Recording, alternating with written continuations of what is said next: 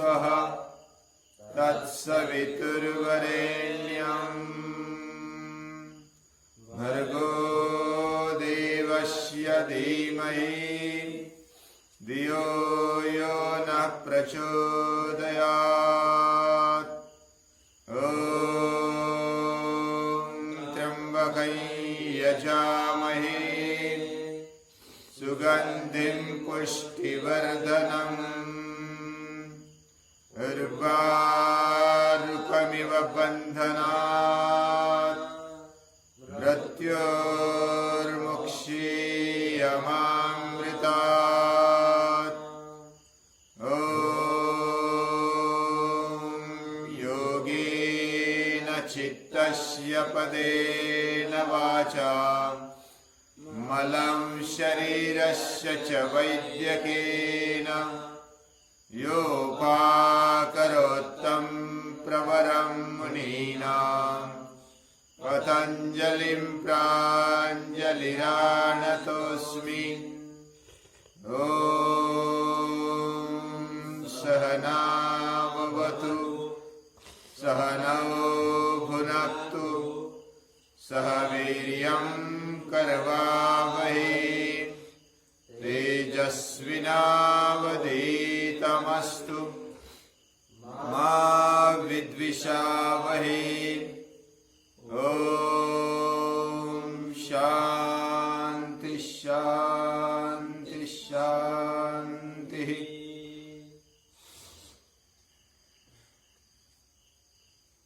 ये संसार,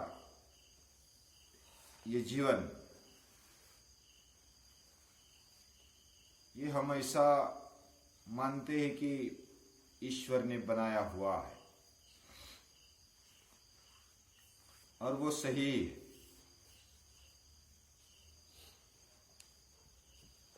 लेकिन संसार में अविद्या है, अज्ञान है, वो अज्ञान से चल रहा है।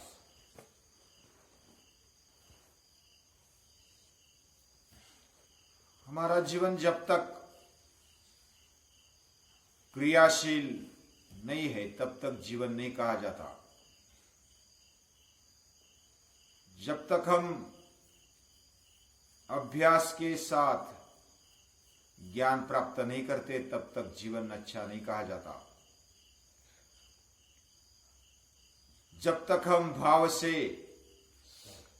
भरते नहीं है तब तक जीवन नहीं कहा जाता। लेकिन उसके लिए पहले खाली होना जरूरी है। हमारा जीवन अगर ज्ञान से भर देना है तो ज्योत जलानी पड़ेगी। जीवन में ज्योत कैसे जलाए, इसको भगवान बुद्ध ने बहुत ही अच्छी तरीके से कहा। आत्मदीपो भव। हमारे जीवन में जिज्ञासा है, जानने की इच्छा है, कुछ करने की इच्छा है, कुछ पाने की इच्छा है और कुछ छोड़ने की भी इच्छा है। जो छोड़ना चाहिए वो पहले छोड़ देना चाहिए, क्योंकि जो हमें प्राप्त नहीं करना है वही पकड़कर हम बैठे। जो करना नहीं चाहिए वो करके आगे बढ़ रहे। जो जानना नहीं चाहिए वही जानकर बैठे, तो अंदर कुछ घुसता ही नहीं। और जो नहीं जानना चाहिए वही अगर पकड़कर बैठे तो उसमें दूसरा कहां से आएगा।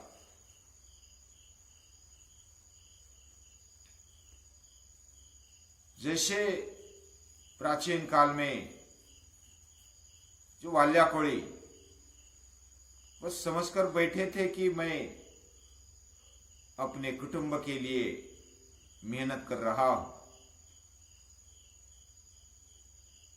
जो भी मैं मार रहा हूं लोगों को और जो भी लुट कर रहा हूं वो मेरे कुटुंब के लिए कर रहा हूं। तो नारद जी आए और पूछा, इस पाप में कौन सहभागी है? जरा पूछ कर तो आओ। तो वाल्याकोड़ी सचमुच पूछने गए। पत्नी, बच्चे और घर वाले बोले कि आप कुछ भी करो, हमें संभालो, हम आपके पाप में सहभागी नहीं हैं। वाल्याकोड़ी की आंखें खुल गई। यानी मैं जो कर रहा हूं, पाप कर रहा हूं, लेकिन पाप में सहभागी नहीं है। धन कमा रहा हूं, धन में सहभागी है, लेकिन पाप में सहभागी नहीं है। तो हमने जो पकड़ कर रखा है वह पाप है, ऐसा वाल्मीकि को लगा। वाल्मीकि पहले नाम नहीं था, लेकिन वाल्याकोड़ी को लगा कि ये मैं गलत कर रहा हूं। वो प्रामाणिक थे और अंदर से नारद जी ने क्लिक कर दिया कि ये गलत है, पाप है। वह भी सोचने लगे कि ये पाप है, इससे छुटकारा पाना है, क्या करना पड़ेगा आप ही बता दो। पाप से अगर छुटकारा पाना है तो भगवान के शरण में चले जाओ, राम के शरण में चले जाओ, राम का गुणगान करो,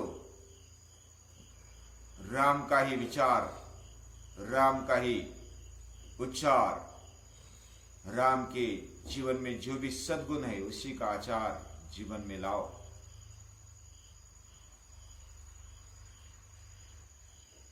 और वाल्या से वाल्मीकि हो गए, महर्षि बन गए, ब्रह्मर्षि बन गए। यानी आमूलाग्र परिवर्तन तभी होता है जब हम कुछ छोड़ना चाहते हैं। आज की दुनिया में भी जो छोड़ सकते हैं, हमारे में जो गलत है उसको छोड़ने की तैयारी है। जीवन में जो मोह है, आसक्ति है, विषयों के पीछे लगने का जो भाव है, उस भाव को छोड़ना है। अभी छोड़ेंगे कैसे? छूटता नहीं। उसका ट्रैक बदल दो। धीरे धीरे आदतें बदल दो। आदतों से जो भी हम आगे बढ़ना चाहते हैं उसी आदतों को सही आदतों में बदल दो। जो भी हम विषय को ले रहे वही विषयों को बदल दो। विषय तो लिए बिना इंद्रिय नहीं रहते, कुछ न कुछ उनको करना है। करना है तो कोई बात नहीं, लेकिन उसकी दिशा बदल दो। तो हमारे अंदर जो भी छूटना चाहिए वह छोड़ना, ये पहली बात है। दूसरी बात, जो जानना है उसको जानना है। जिज्ञासा, पहले जिहासा, जिज्ञासा, चिकीर्षा, प्रेप्सा, ये सहज भावना है। हमारे अंदर इन भावनाओं को, उसको सही दिशा दे दो। उसके बाद इच्छा है, शोक है, अतृप्ति है, ये भी भावना हम में बने रहती है।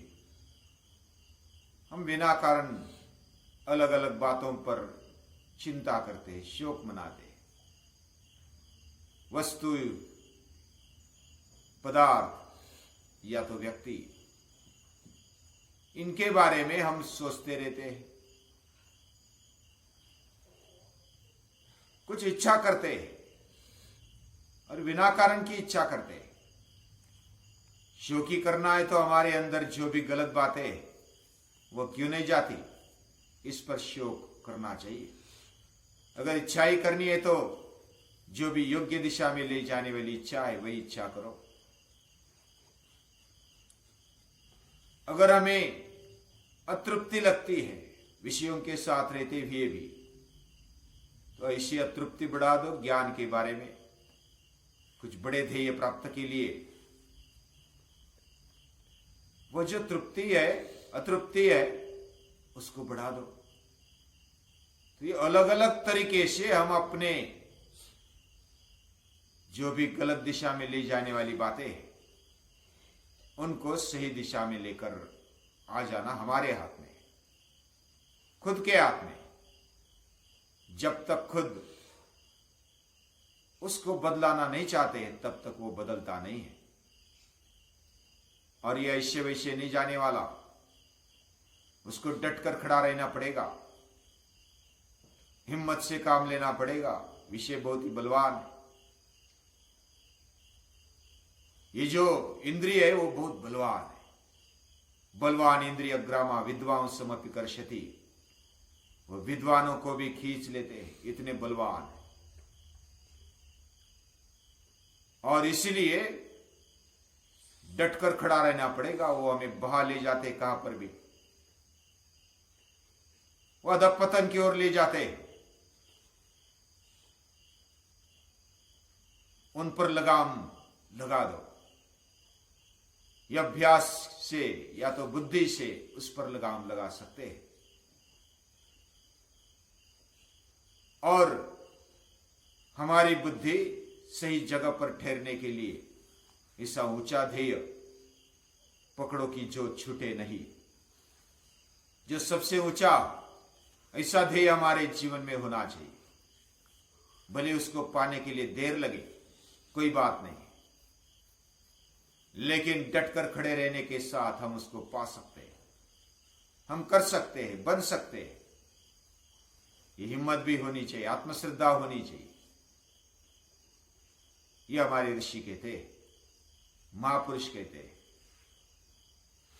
उन्होंने जो राह दिखाई वो विचार करके हमें कुछ उसका मंथन करना चाहिए। क्या वो सही कह रहे? अगर कह रहे तो फिर देर किस बात की, लग जाओ उसके पीछे।